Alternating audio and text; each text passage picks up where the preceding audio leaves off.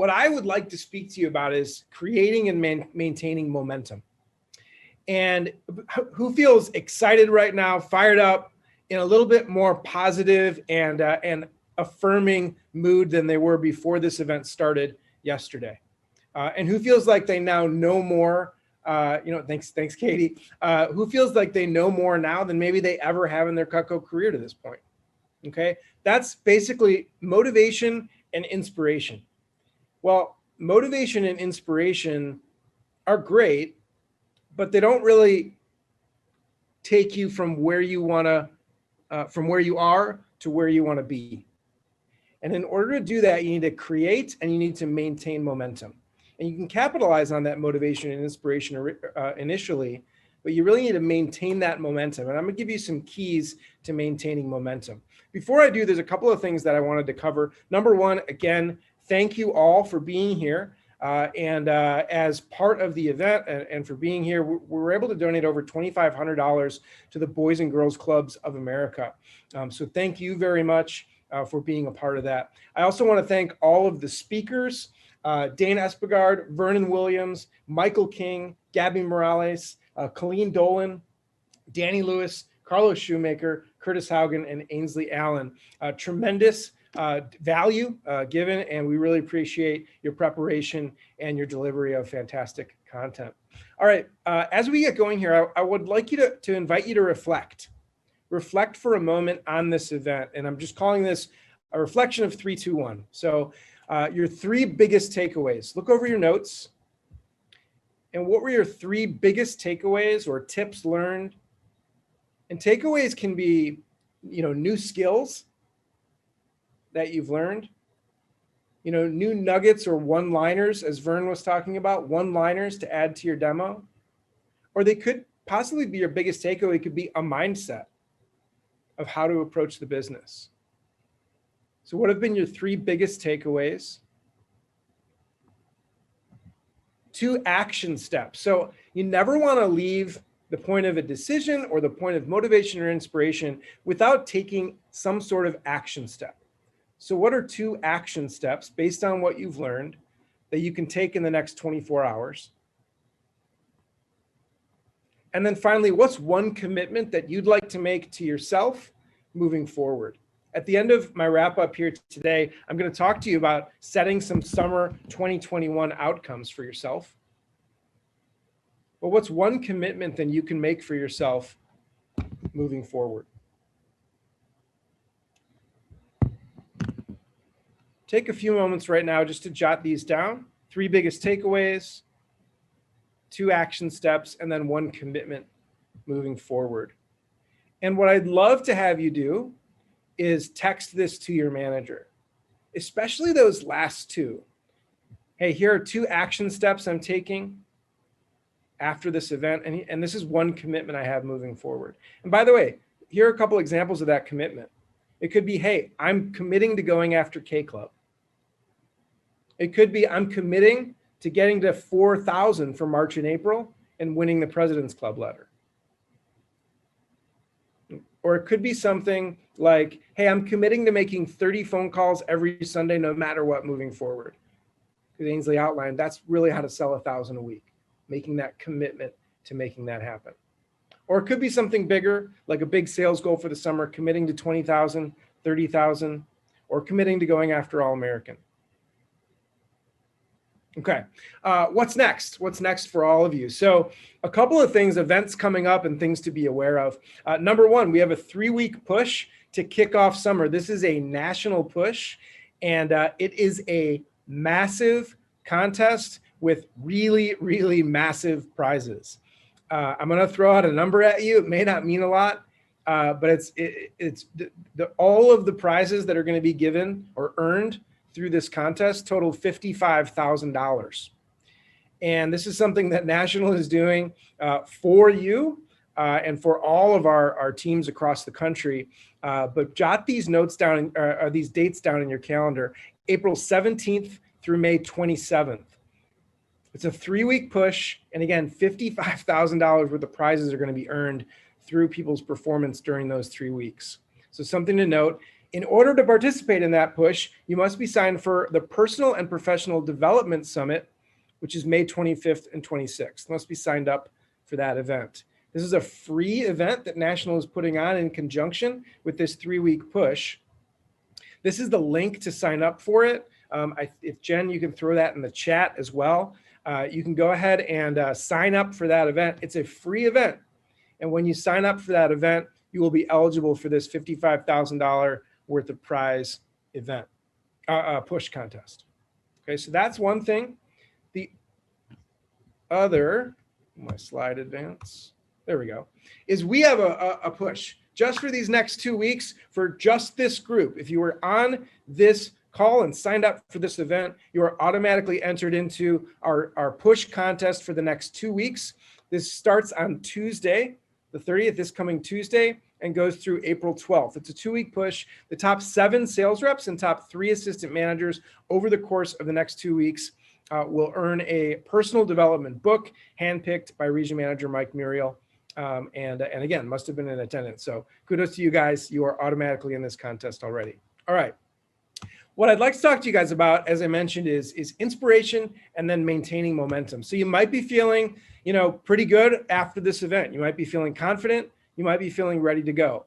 And then, a day goes by or a week goes by, and we begin to kind of either feel the same as we felt before an event that fired us up, or maybe even a little worse, because we're like, I actually didn't take any action, or I did take action and I kind of got kicked in the face, or I got a ball to the face.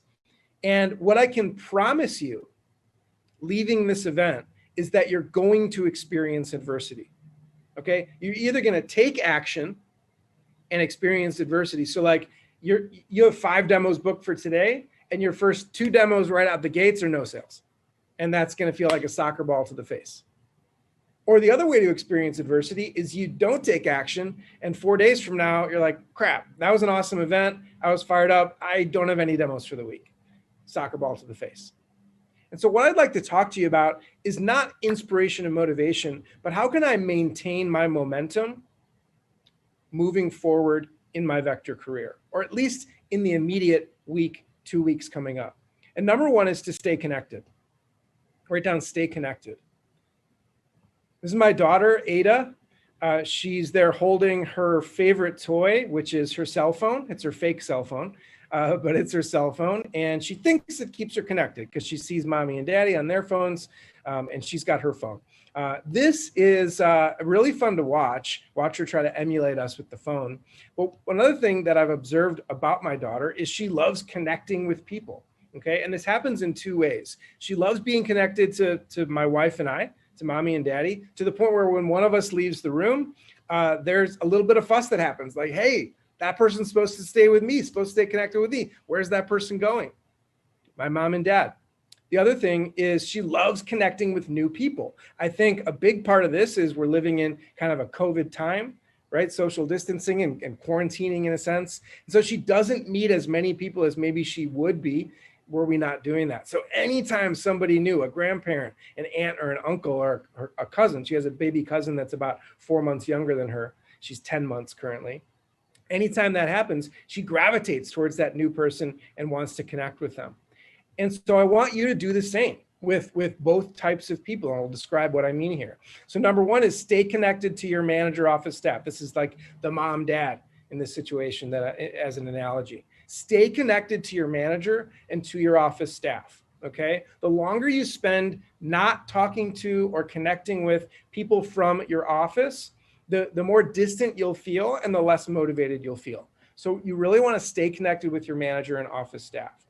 The other thing I want you to recognize is that reaching out to people from your past, or in other words, prospecting for demos for people from your past, is a great chance to reconnect. I remember being a little bit nervous to reconnect with either friends or friends' parents that I wasn't really close with anymore. And then I remember once I did so, it was really cool to reconnect with people. And so I encourage you to go back through and add names to your list of people that you used to be friends with or used to be on, sports teams with or different organizations with. In some cases, when I did those demos, I actually ended up reconnecting with those friends. In other cases, I didn't reconnect with the friend at all, but it was still fun to catch up with the parent of someone that I had, had a history with. Okay. And then here's the other thing, connecting with new people. Okay. In comparing it to, my daughter connecting with new people that she sees and meets, the Cutco greats of today, the people that gave these messages and the people that you see on the national reports every week, they're the ones who reached up the earliest in their careers. So when you see a name on a report, hey, ask your manager, is there any way you could get me this person's number? I'd love to call them and ask them for tips on what they're doing. Cutco people love to share what is working for them, and they love helping people because we were helped when we were younger in the business. If there was a talk that you really resonated with from this event, ask for their contact info. I promise you, those people would love to get a call or a text from you and would love to help you and add value. So reach up. Those that reach up following this event are going to be the ones giving talks at future events. Okay. Call your manager and coach daily. This has been talked about a lot. Ainsley said it several times in her message. And then make sure that you're attending Champions Club and all office and division events. Just stay connected because that is what's going to help you maintain your motivation. The second thing here is to manage your state. This is Tony Robbins. A lot of you may know him.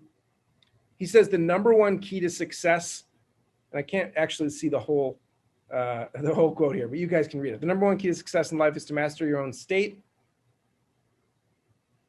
When you do that, there's nothing you can't do. And I actually want to give you a quick example of this. So what I'd like you to do right now is wherever you are, if you're seated or if you're standing, I'd like you to just sit up a little bit taller. Sit up a little bit taller from where you are. If you're holding a pen or pencil, you can drop it for right now, but just sit up a little bit taller. And then just put your shoulders back a little bit and your head up. Just put your head up a little bit, sit up a little bit taller. If you're doing this right, you can actually feel a difference in the way your body and your mind are responding to what's going on at this meeting. The second thing I'd like you to do is take 3 deep breaths, and I'm going to direct you on this. 3 deep breaths. I'm going to have you breathe in through your nose and hold it, and then we're going to breathe out through the mouth. And between the breaths, and this is going to make a few of you feel a little uncomfortable, I'm going to ask you to smile as big as you can right into the camera. If you want, try to get your face as close to the camera as possible and just smile, okay? Get a little uncomfortable with this. All right, we're going to do 3 breaths, holding it, and then between the breaths, smile, all right? On the count of 3, breathe in through the nose. 1, 2, 3. Hold that breath. Breathe out through the mouth, and then just smile as big as you can. I just want you to smile as big as you can. Give me a big smile. Get as close to the camera as you can and just smile. All right. Can you feel your energy shift?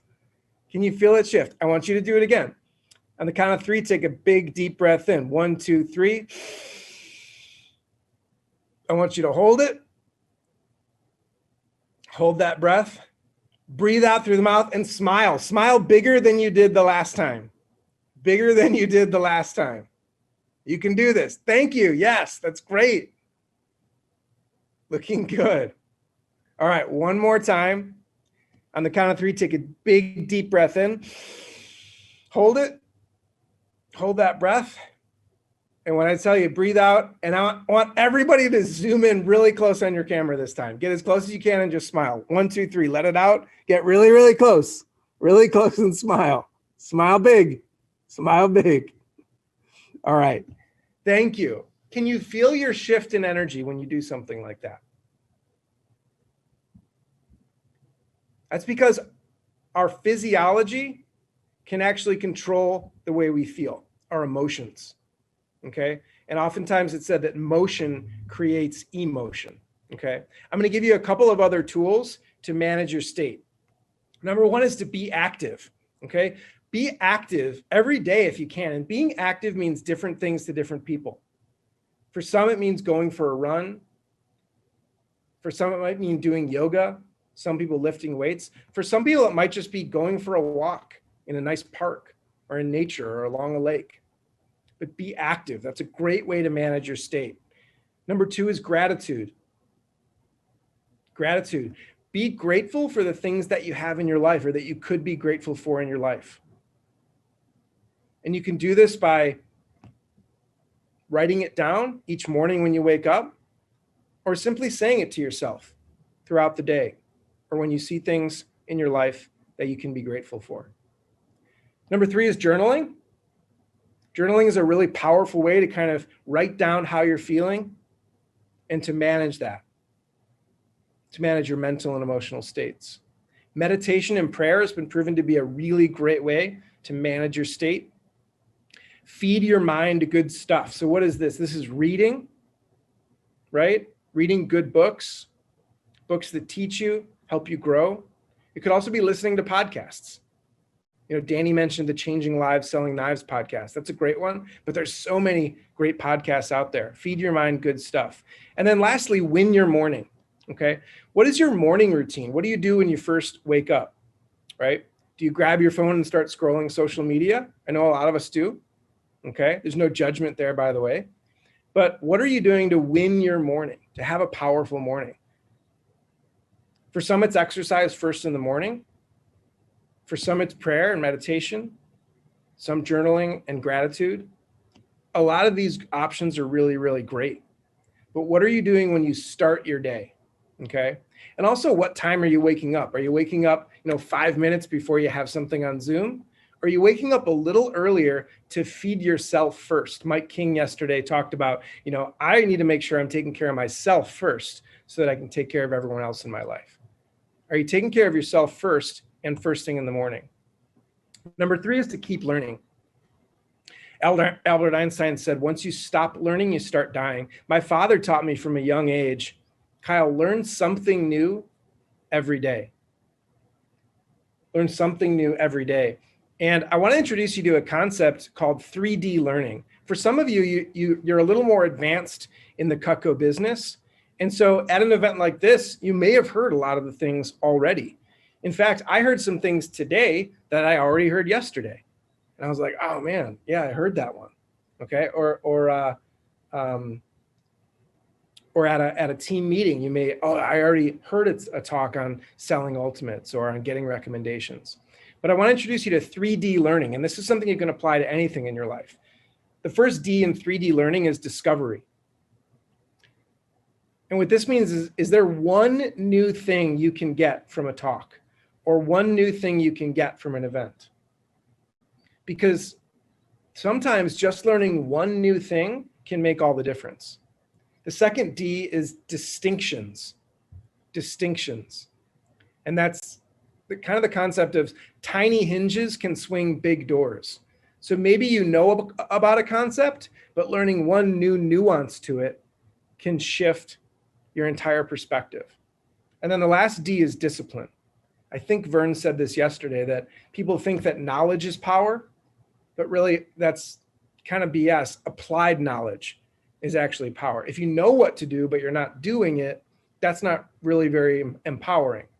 But applied knowledge, taking action on what you know, that's where the power lies. So keep learning. What are some ways that you can keep learning within this business? Attending champions clubs. As Ainsley talked about, going to office, division, and region events. Vector Connect Talks. There is an enormous library of learning on vectorconnect.com. Check those out. The Changing Lives Selling Knives podcast.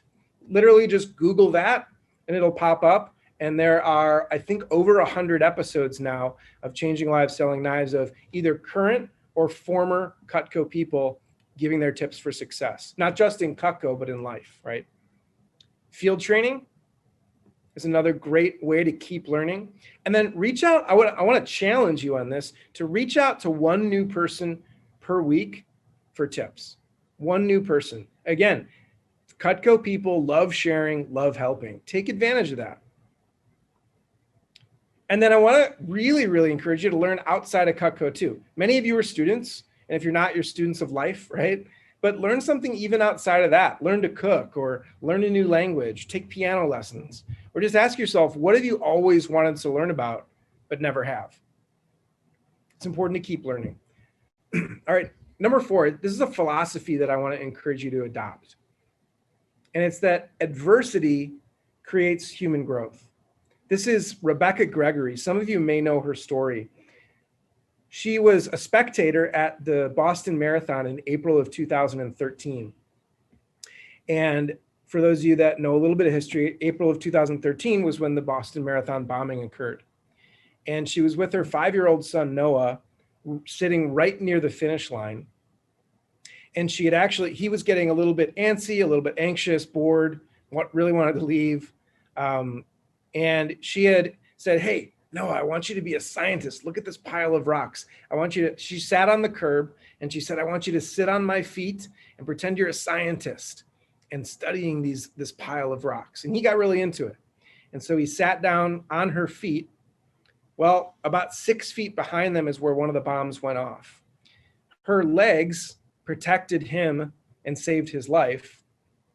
But unfortunately, she lost her leg in the process. She suffered from PTSD, as did her son Noah, as did many people involved in the bombing in 2013.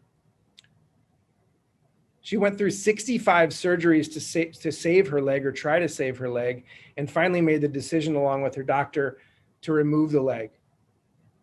And immediately after doing that, decided to become a runner. And she had never run in her life. In fact, in 2013, while watching the marathon, she had remembered kind of shaking her head and being like, "These people are crazy." But after getting a prosthetic leg, she decided to become a runner and ran on that prosthetic leg. She made it a goal to run in the Boston Marathon.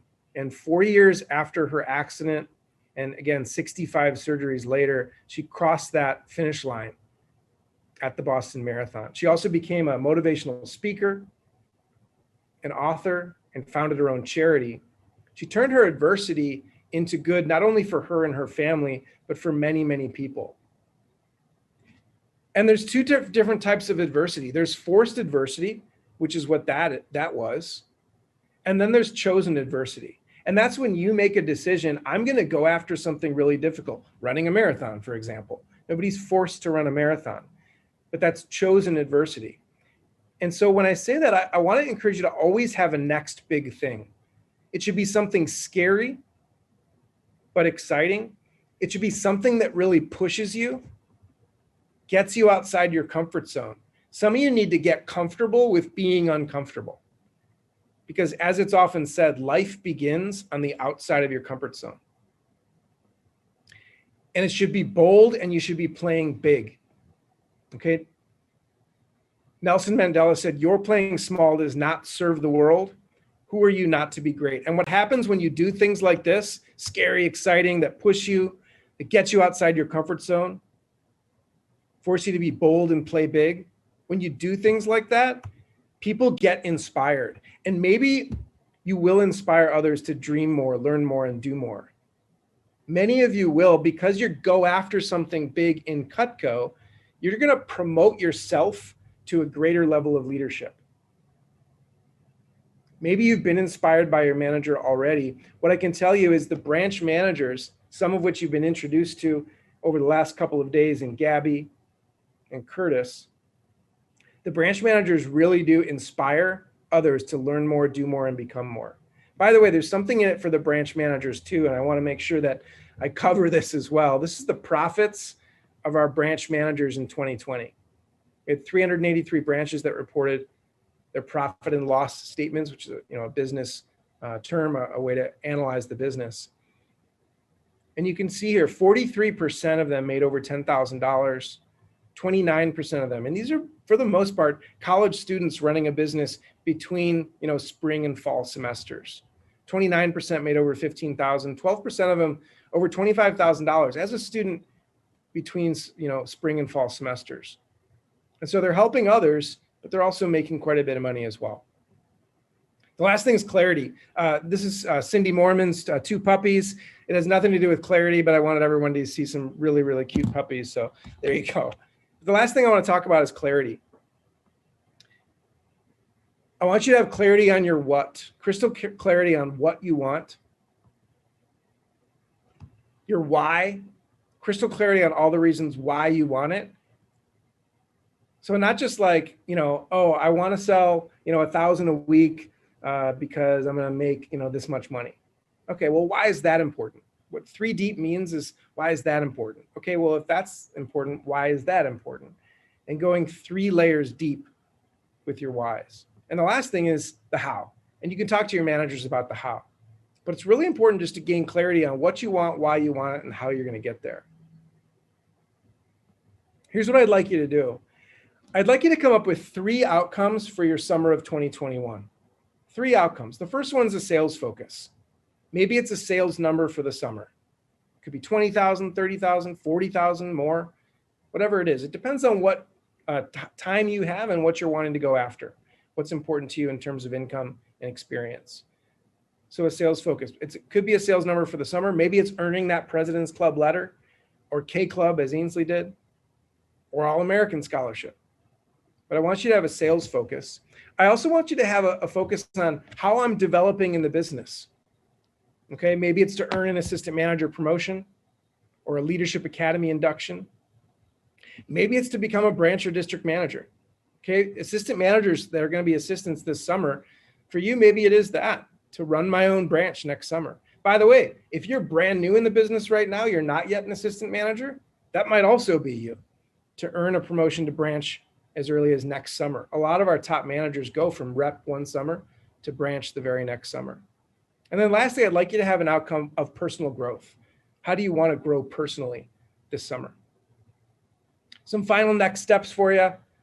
Schedule in some me time in the next 7 days to review a lot of the notes from here, but more importantly, to gain some clarity, again, on what you want and why you want it.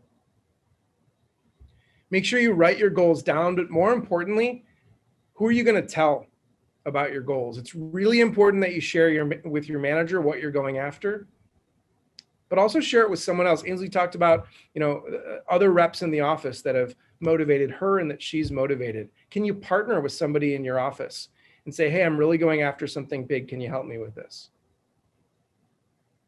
I want you to relook at your daily rituals, especially how am I starting my day? Am I winning my morning? And then Ainsley talked about perseverance. Every single day, you want to keep moving forward. By the way, you won't. Every single day, you won't move forward. Sometimes you'll have setbacks. You'll get hit in the face with a soccer ball. But each and every day, you can renew what you're committed to. You can kind of reset and recalibrate, and you can recommit to your goals.